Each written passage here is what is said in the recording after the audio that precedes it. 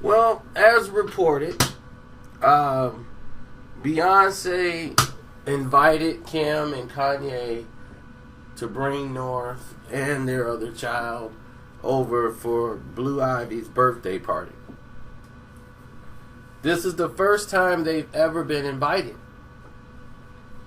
And this is a good sign that they're going to work on mending things together. Because here's the thing. Jay wanted to still work with Kanye. Beyonce didn't. So Jay's trying to, for business purposes, they want to still milk this cow. But for Kanye, there need to be some rules set. So they needed to have this conversation and use the kids as the medium to set this thing right. Like, okay, now let's have this conversation. Let's get back on track. Let's, get this thing going on. How are you doing? Like, people are really concerned. But the thing is like, we need Kanye's genius. We need to know what he's working on so that we can use it, instill it, and give it to Beyonce.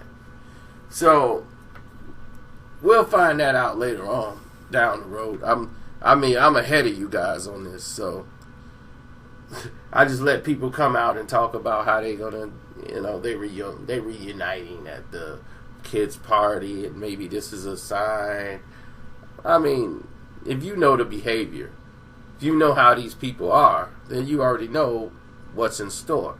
But Kanye West, he's not really focused on rap too much anymore. That's what he was trying to tell people, and they're not listening. It's like he's exhausted from rap. He's really wanting to go into this fashion and other things of art that he was, his passion is. Like me, my passion is film. People are like, man, you a boxing guy. I love boxing. But film has always been my first love. Like, to me, it was amazing as a child that somebody could take life and put it on film. The actual art of recording live action and life and putting it on a film, even a photograph, was amazing to me. That was magic to me. I never took it for granted. I'm just like, how could somebody just capture life and put it on a photograph? A machine could do that. I'm like, that's amazing. So it blew my mind. So to see movies and film and the storylines and see how they line up and all the creativity of it, the shots, the artwork, the sounds. I do more than just watch. It's some people that just watch a picture, boom, boom, boom, pop, pop, pop, and they go and they satisfied. Me, I'm looking at the co-star, the direction, the scenes, the setups. I look at all of it because I love film. Kanye West has a passion, and though he raps and this is what he does for a living, people are outraged with the fact that this is not all he wants to do. Let's listen to Kanye. I spent 10,000 hours at this. I dedicated my life to this. Then a lot of people say, okay, well, you have to do music. I'm going to keep doing music, but what if people told me I couldn't rap? What would have happened? What if people told me I couldn't perform? I'm only 36 years old. I have other goals and other things, and I'm going to use my platform, every platform, to stand up and say, I want to make something. I want to make the next Ralph Lauren. And that was the point of the Zayn interview. They say people don't stand up and protect their dreams. People are too scared of getting, spoofed in a way. And the irony of it is so many people that are creatives. Think about a creative person in school. When you picture them, you're probably picturing them all the way in the back of the class, sketching or maybe getting beat up. And I'm the one creative. And this is the reason why I went on stage. This is the reason why I did this. Because creatives have got beat up my entire life. And there's moments where I stood up to drug dealers in Chicago and said, you can't have my publisher, come and kill me. Do whatever you're going to do, but you're not going to bully me. You're not going to stop me, because my mother made me believe in myself. No matter how many people tell me, stop believing in yourself. Stop saying what you can do. Stop affirming what you're going to do and then completing that in real life. That's the improv. improper way to do it. I refuse to follow those rules that society has set up in the way that they control people with low self-esteem, with improper information, with branding, with marketing. I refuse to follow those rules. It's about truth. It's about information. It's about awesomeness. And the only luxury is time. The time you spend with your family. That's the only luxury. So this concept of luxury is improper to me. It's about, with Nike, with Apple. You remember there was phones that cost $4,000? That's ridiculous. Yeah, somebody pull out a Virtu phone right now. You look ridiculous. But there's people who still spend $5,000 on this bag, $10,000 on this, to kind of say exactly what I said before. Oh, we're better than you. We're this than you. Taste, culture, art, just the quality of life. This is what I'm here to do. So when I compare myself to Steve Jobs or Walt Disney, Howard Hughes, David Stern, Michelangelo, Da Vinci, Jesus, or whatever it is, I'm saying these are my heroes. These are people that I look up to. This is the type of impact I want to make on the earth. If I can make this type of impact up to this point, what can I do if you call Bob Iger and say, yo, give him a shot? If you call Oprah and say, yo, back this kid. This kid's his parents were educators. He wants to educate. He wants to look at curriculums and say, how do we simplify that? Exactly what I did in music. I want to apply to product. I want to apply to education. This is what my company Donda is about. I could rap all I want. But without that Rockefeller chain and Damon giving me that Rockefeller chain or without getting a record deal, I don't care how many beats I sold to whoever, I couldn't have made it to the point to make Jesus Walks. And now, even as a celebrity, blah, blah, blah, I've reached the ceiling. And the way paparazzi talk to me and my family is disrespectful also. You know what I'm saying? We bring something of joy to the world. When people hear my music, they have a good time. And I should be respected as such when I walk down the street. Don't ask me a question about something you saw in the tabloids. Don't try to antagonize me, because you know what? It's not safe for you in this zoo. Never think that I'm not from Chicago for 1 second.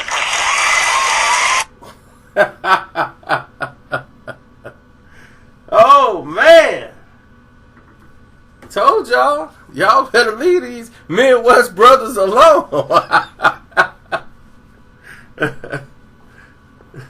Midwest brothers are craziest.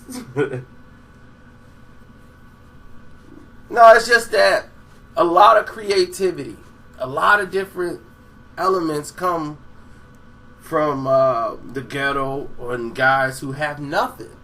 You see, I try to tell and educate people over and over again that people who have nothing have a lot more to gain. And to me, I look at it as easy. And they was like, what, dog? You ain't got nothing. How you gonna talk about it's easy? Then these dudes that's rich and got something, and if somebody's rich and they well off and they fall to nothing and build themselves back up, I give them people more credit than the people who had nothing and come all the way up to something. Because you started with nothing. So you're used to having nothing. Nothing is a normal concept. When you used to having something and that's stripped away and you down the zip and you've never been there before, the mental adjustment to that alone, there's an embarrassment factor that comes along with that people don't normally see every day. There's an embarrassment, a self-embarrassment, because your other friends around you, they still have their things, and you're reduced to nothing. There's a level of embarrassment that comes along when something like that happens.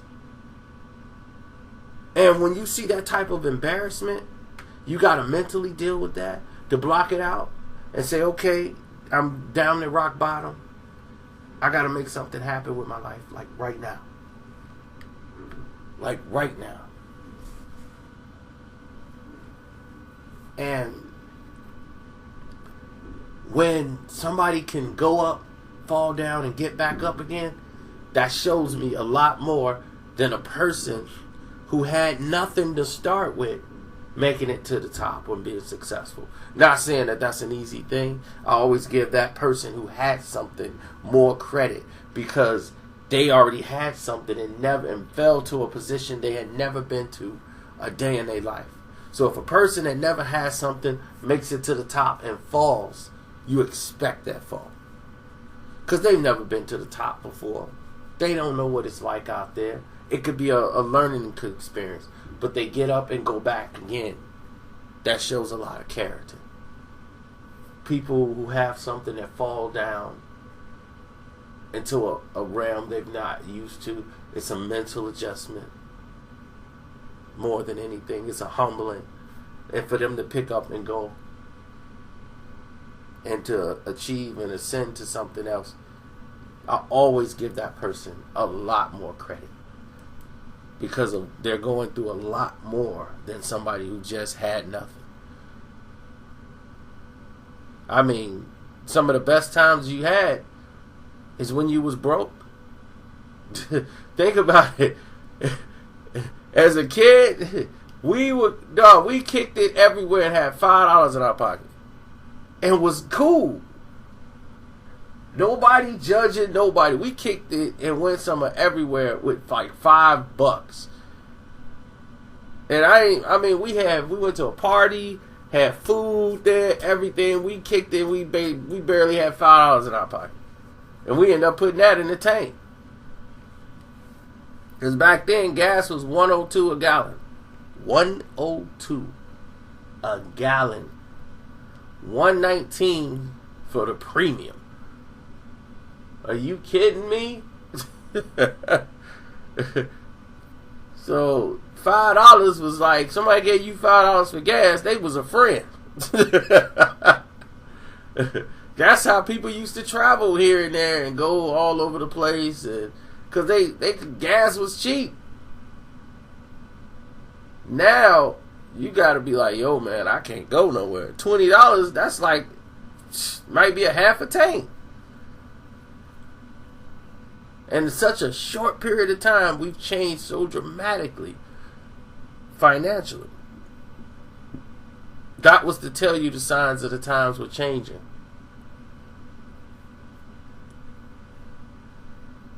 But we digress so much from the point, but it's still on the same subject of Kanye and Beyonce. Kanye talked about the ceiling. And people are like, well, what does that mean? What does he mean, the ceiling? What does that mean? There's a ceiling, even for celebrities, that you can't go to the upper echelon of where the Jay-Z's and the Beyoncé's are. They have to approve you to go to that level. So Kanye's knocking on doors he's not supposed to be knocking on. It's like you invite somebody to your house and they're invited to this level, and everybody thinking like, oh man, we can all go through these doors. No, sir. You knocking on doors that even Jay-Z and Beyonce are not knocking on. Because see, they know better than to knock on those doors. You are like a guy who don't know any better. You keep knocking on the door and they telling you, okay, look, stop. You're not gonna get in that room. Don't knock on the door no more. Stop knocking on the door. You keep knocking on that door. And they like, look, we invited you in this house. We can definitely escort you out this house. So for somebody who's creative like Kanye, it's a transitioning, a humbling that has to happen that he's not accepting. Because he feels as long as he's creative, he's going to be in the position that he is. And he has a lot to give. He's an artist. And to his credit, he is. He's very passionate, but he's not a stupid man. And I tried to tell people this. He's not a stupid man. He knows what he's doing. He's not controlled by the Illuminati. The Illuminati's not out to get him. They wasn't giving him shock therapy. All this craziness. They didn't clone him. The real Kanye is somewhere in the hospital and tied up to the bed, and this is the clone. I just can't believe grown human beings would program their mind to believe this type of foolery. But I do videos like this to break down those barriers. And this is what keeps you in the state that you're in. Your level of thinking. If your level of thinking is like that, that's exactly where and why you won't excel or extend your life to do other things besides focus on, man, look at them shoes. Them shoes look gay. Just dumb stuff every day that has no bearing on anything in life. But I'm out. Y'all have a great productive day. See you.